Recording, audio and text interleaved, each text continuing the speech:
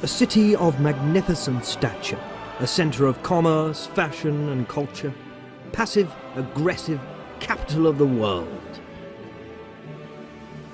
Hi there. You found yourself in London, England, a gem in the English crown, one of the most diverse and cultural cities in the world, with a population of over 7.5 million people and covering a distance of 600 square miles and 83 triangular ones. London is one of the busiest and most thriving centres on Earth. Hi there, I'm Vincent Mahoney, star of BBC Three's late night quiz show, Guess That Smell. I'm gonna have to hurry you.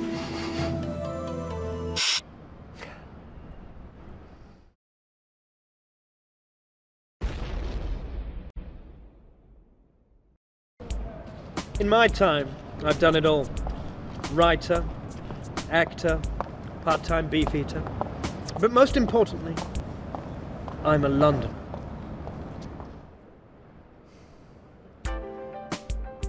I'll be your guide, confidant, and hopefully friend during your trip to the great city. I'll show you the what's what, the where's where, the who's who, and the when's which of London. You'd be so lost without me, you wouldn't know your elephant and castle from your column of Nelson. Someone once said that if you're tired of London, you're tired of life. But if anything, life is tired of me. But don't just take my word on how great this city is. Yeah, it's pretty good, I'd say. And there you have it. So don't let the smell of urine put you off. Follow me, because we're about to take you humming. Now you're jelly.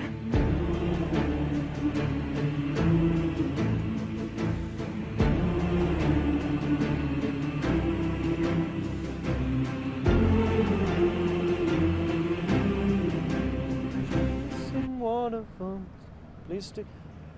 London's magnificent history dates as far back as 1770 or 1770, when Roderick I, or Rodney as he was known at the time, ordered the construction of a new city on the River Thames, or Thames as it was known at the time. This was applauded as a keen-sighted and brilliant move, as it allowed transportation and trade down the river's path, but also because the king liked to play with little boats. The city took just 50 years to build and became renowned around the land as one of the most thriving spots in the country, stretching from Westminster to Tower Bridge. The king named his city Zone 1. Sadly, shortly afterwards, brave Rodney drowned, trying to set sail on one of his toy boats. This was the historic vessel he set forth on. 50 men, 7 women, and a goose are believed to have perished in the calamity. The death of such a great man was mourned and brought an end to a period of stability that had been so fundamental in the city's initial growth. With no clear and decisive successor, London faced a period of grave instability. During this time, a secret society of men emerged, who through their influence and personal standing came to control the strings of power. This shadowy order, composed of elements from every area of society, became collectively known as the Order of the Black Cab.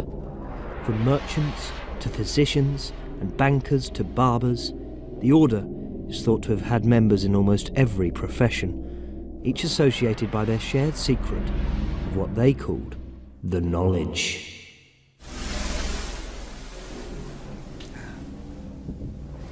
Their influence continued throughout the 1800s, until suddenly, at the turn of the 20th century, like that, they were gone, underground. Nobody's ever seen them since. Many argue that the order only receded further into the shadows, and still whisper in the ears of power to this day. stay. In 1907, Winston Churchill was crowned king, heralding a new era of stability, which made the next 100 years pretty quiet, really.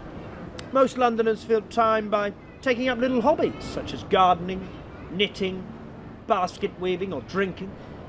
Apart from a slight disagreement with the Germans, nothing of note happened throughout the 20th century, right up until the invention of the iPhone in 2007, which changed everything, bringing us right up to date with a dynamic, thrusting and gyrating London.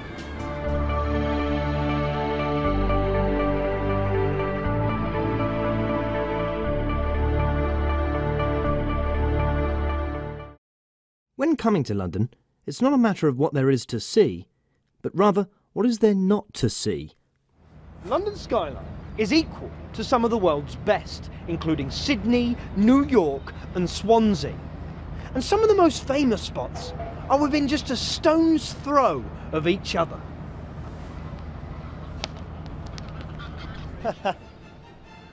There's so much to do.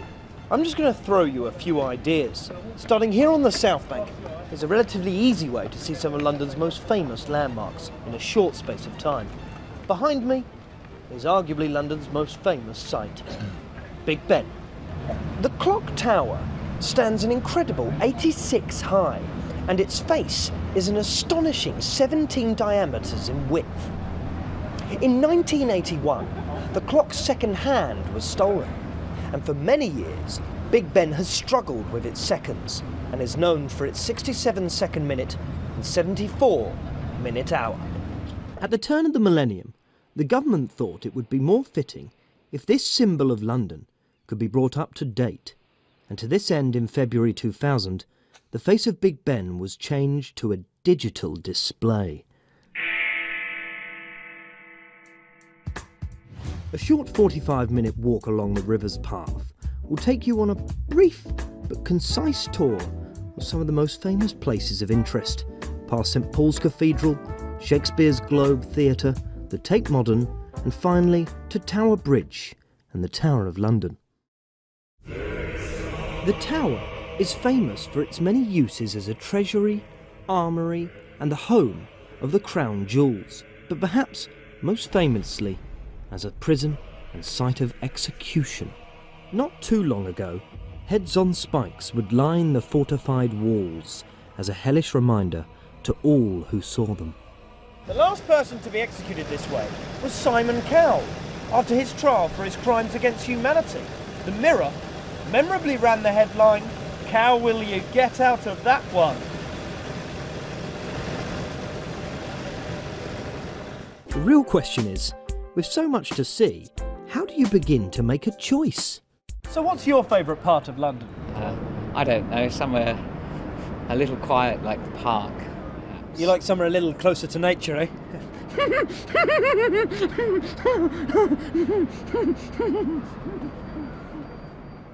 Well, for me it's Greenwich. I've always loved Greenwich. You've got all the pubs there, which are great, and you know, the park, I can just stay there.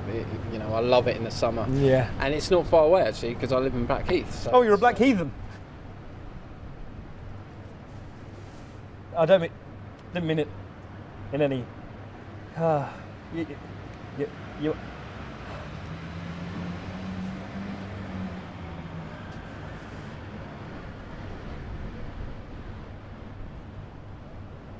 So what's your favourite part of London? The East End. I'm from Bow. That's in the east. Just down the road from the church, mate. Bow bells are my alarm clock. Don't get much more cockney than me. That's great, mate. So, whereabouts in London are you from? Red Hill, Red Hill? Where the hell's that? South London. Red Hill? Never heard of it. Oh, hang on. Yes, I have. That's not even in London, is it? Yeah, of course it is. No, it ain't. Of course it is. Well, where? How do you get into Central? By train? What, direct? Yeah, of course. Come straight in. Yeah, but do you stop? No, why would I stop? I mean, do you change? What? Yeah, yes. Where? Where do you change? I just, jump on the train, then quick change, and then come in here. Where? How many times? Twice. Twice? That must be in Zone 8 or something, innit? Yeah, but Zone 8 of what? London.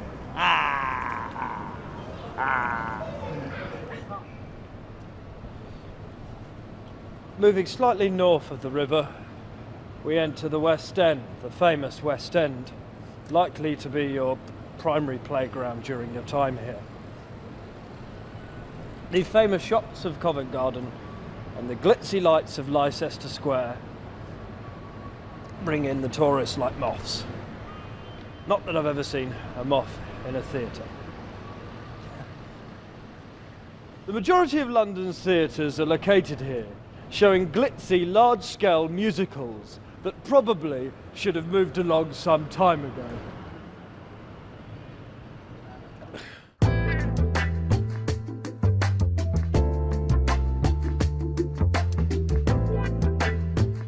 Just south of Leicester Square sits the classically designed Trafalgar Square, which most closely resembles the grandeur of other European cities, with its wide open space, grand architecture and irritating preponderance of tourists. The lions which stand guard at each corner were real right up until 1972, when they were stolen. The most famous landmark is of course Nelson Column, standing magnificently in the centre of the square. Upon its unveiling, in a fit of bravado and excitement, Nelson climbed up the column as part of a stunt. Unfortunately, with no clear way down, there he stayed.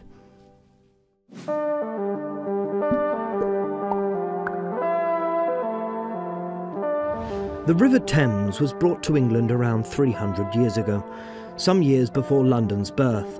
Originally a stretch of the Nile, it was given to the English in lieu of debts owed for their aid in building the pyramids in 1700.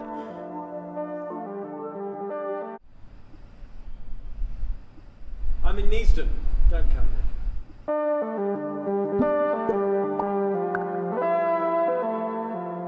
In 2007, the monarchy, facing near bankruptcy, was bought out by Camelot Group plc, operators of the UK National Lottery, at which point they incorporated the title of monarch into their franchise. Britons all over the country pay £1 a go for the chance to become king or queen for a year.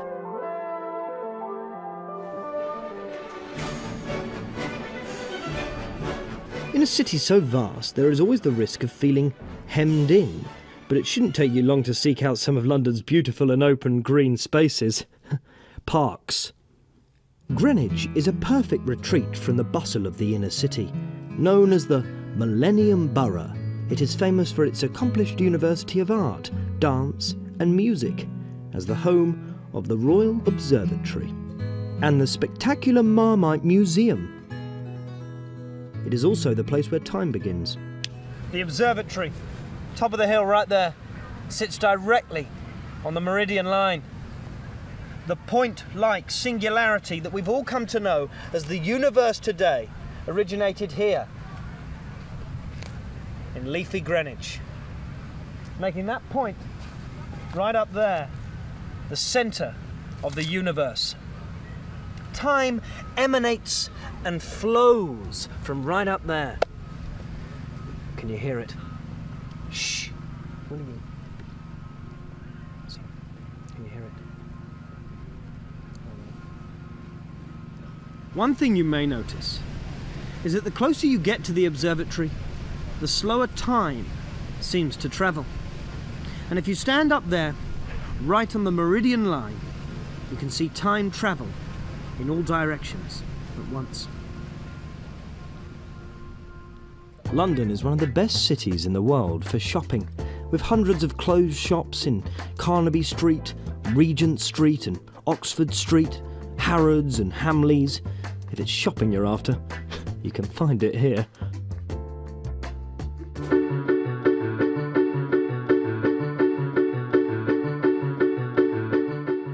I'm a little bit giraffe. Giraffe, giraffe's neck, peck, peckish. I'm a little bit giraffe. There are tons of fantastic tourist attractions all across the city, if you're stuck for somewhere to throw your money. The London Eye offers incredible views of the city during a 30-minute ride in one of its pods. The impressive 3-kilometre high wheel is all that now remains of the giant fairground, built next to the river by Isambard Kingdom Brunel for the Great Exhibition in 1851. Madame Tussauds, the famous museum of wax figures, is always a popular destination for tourists. If you can stand the queue, it is well worth a visit for a chance to see incredibly realistic models of some hugely popular characters such as Marilyn Monroe, Keith Richards and Adolf Hitler. After the recent downturn in his career, Peter Andre has taken a minimum wage job playing his own wax model.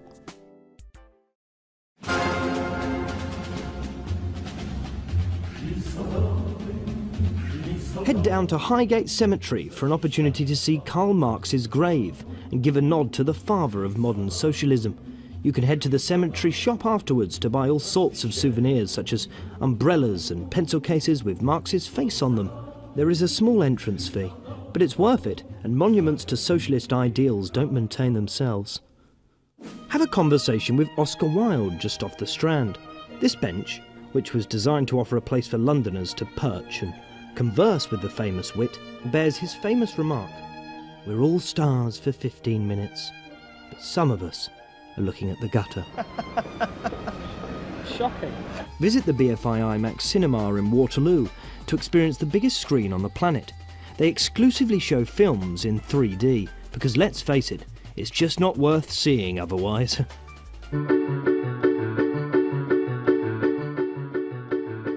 The growing rich-poor gap and the extravagant bonuses awarded in the city are just not Tony.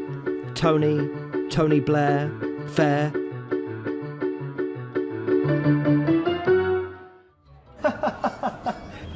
Oh, God.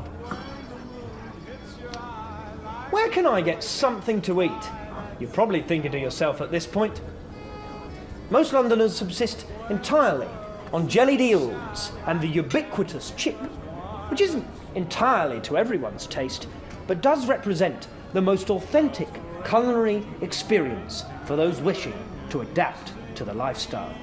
Alongside this, you may enjoy a platter of other traditional titbits such as cockles, whelks and winkles, what's-it, wish sticks, jimbobs and willies. Otherwise, you can find a plethora of restaurants and takeaways serving, frankly, questionable cuisine from across the continent. London is, of course, one of the leading cultural cities in the world, offering a feast for the eyes, ears and mind. This is a city where art and history drips off the walls, so if you want some, grab a sponge. The museums are free, and brilliant they are too. But you don't have to go to the museums to get your fix of culture. Just take a look around and you'll see art and architecture everywhere you turn. Splendid buildings looking really old. Sir Christopher Wren's St Paul's Cathedral, the monument and arguably his masterpiece, the O2 Arena. Furthermore, everywhere you turn you will be under the watchful eyes of London's greatest fictional and real-life heroes. The city has over 100,000 statues embodying some of history's most famous names, including Winston Churchill, the Duke of Wellington, and of course, William Shakespeare, the author of the complete works of William Shakespeare.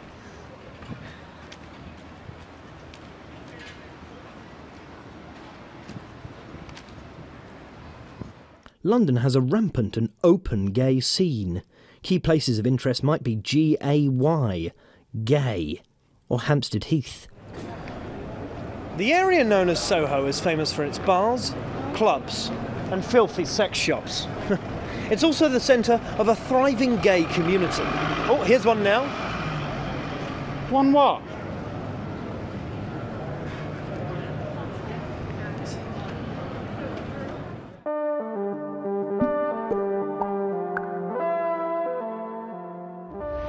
There is a fear widely shared among scientists that London is becoming so vast that it risks collapsing in on itself.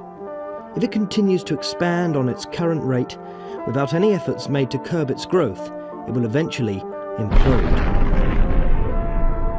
What's your favourite thing about London? The culture. There is always something interesting to do in London. Well, it's got to be David's big society, hasn't it? I mean, it's just so bloody big. All right. Hello. What's your favourite thing about London? I'm not sure, really. Must be something. No, I'm not sure. I find London a little bit love-hate, actually. What do you mean? What's there to hate about it? Well, I don't know. It's all right. There's lots to do, but I just find that it can get you down a little bit sometimes. The people, the commuting. You don't like people or something? No. I'm just saying that I find London can be a little bit oppressive. Oh. There's some quite rough areas. Well, they're not rough, they're vibrant. Come on, there must be something you like. West End? No, I'm not really into theatre. Theatre? You're not into theatre? What about the museums? Yes, they're all right. All right? The best museums in the world. Well, I like to go to the park and read my book. Read a book? You can read a book anywhere at any time. Well, I don't know. Can't think of anything else. Well, if you don't want to live here, don't live here then. The point still stands. The point still stands. There's loads to see in London, as long as you're up for it. As long as you're up for it. The truth is, you can enjoy the museums, you can enjoy the art and architecture, you can enjoy the promiscuous and carefree proliferation of gay relations. But no good cultural tour of London would be complete without taking a trip to one of the capital's traditional English pubs for a good old Cockney knees up.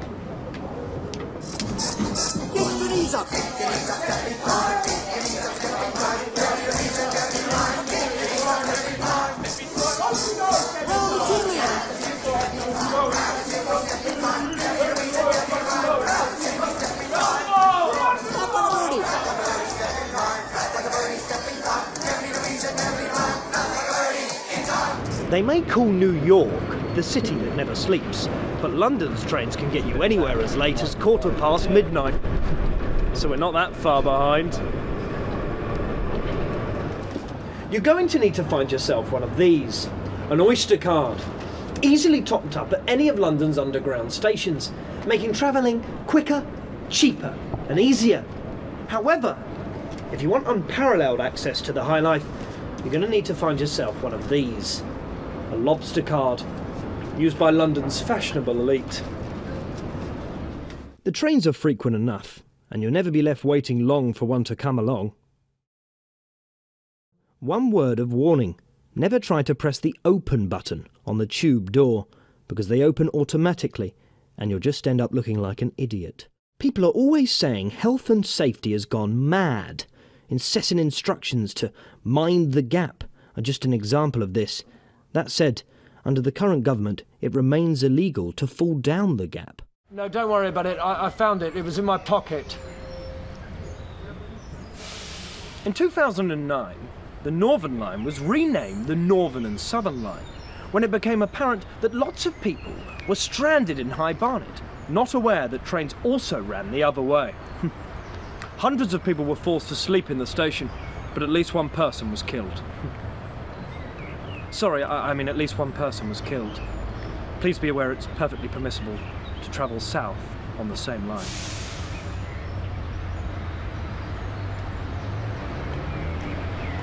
I need your help again. I can't find my phone, because usually I feel it. If you're not looking to go far, why not hop on one of the local pack cockneys? These crafty folk have combined a love of basket weaving with their knowledge of London to provide a quick, no-fuss service to busy Londoners. How are you getting there? I think I'll take the opera. Opera, Sydney Opera House, Sydney, liver and kidney, liver, Danube River, Danube, tube. I'll meet you at South Kensington. Opera. A brief word of warning. Traditionally speaking, the average Londoner is a savage breed of human, a highly unlikable blend of arrogance and prejudice. Don't make eye contact with anyone. This hardened attitude has developed as a defence mechanism against the incessant pressure of commuter travel, smog and jelly deals. Tread carefully. One thing is for sure. London's demographic is transforming at such an incredible rate that there's little telling as to what to expect from the people that live here. The population is almost continuously experiencing a crisis of identity. I don't even know who I am half of the time. Didn't I used to be Chinese? Well, there you have it. London, England, UK world. A bustling, exciting, thrusting, happening, trendy, liberated, cultured, historic, inspiring, inspired melting pot of a capital city.